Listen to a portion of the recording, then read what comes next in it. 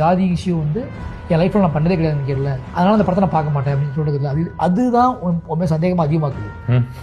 இப்போ மாரி செல்வராஜ் ஜாதி பற்றி பேசுறதுப்பா, அதனால் அந்த படம் நான் பார்க்க மாட்டேன், எனக்கு அந்த ஜாதி விஷயம்னாலே பிடிக்காதுப்பா. எனக்கு ரொம்ப ஆச்சரியமாக இருக்கும். உனக்கு ஜாதி பிடிக்காதுன்னா முதல்ல நீ என்ன பண்ணணும்னா அதை மாரி செல்வராஜ் தூண்டி விட்றாரா, இல்லை மாரி செல்வராஜ் அதை பற்றி என்ன ஐட்டம் செட் பண்ணுறான்னு நீ பார்க்கணும். அதான் உனக்கு அரசியல் கடமை, உனக்கு சமூக கடமை. உனக்கு சமூக கடமை என்ன, உனக்கு ஜாதி பிடிக்காது அப்படின்னா நீ நிரூபிக்கணும். அதை போய் எப்படி நிரூபிக்கணும் அப்படின்னா, இந்த ஆளு சரியாக சொல்கிறான் தப்பாக சொல்கிறான், தப்பாக சொன்னால் நீ எழுது, நீ ஃபைட் பண்ணு, சரியாக சொன்னால் அங்கீகரி.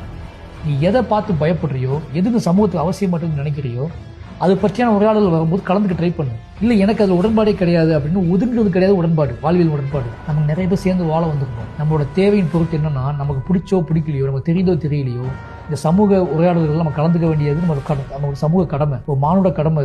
அது இல்லாமல் இந்த இடத்துல நம்ம வந்துருக்க மாட்டோம். நம்ம நீங்கள் அனுபவிக்கிற அத்தனையுமே அப்படியாப்பட்ட நிறைய மனிதர்களோட உரையாடல்களால் நிகழ்ந்த அதிசயங்கள் தான் நம்ம அனுபவிச்சுட்டு இருக்கோம்.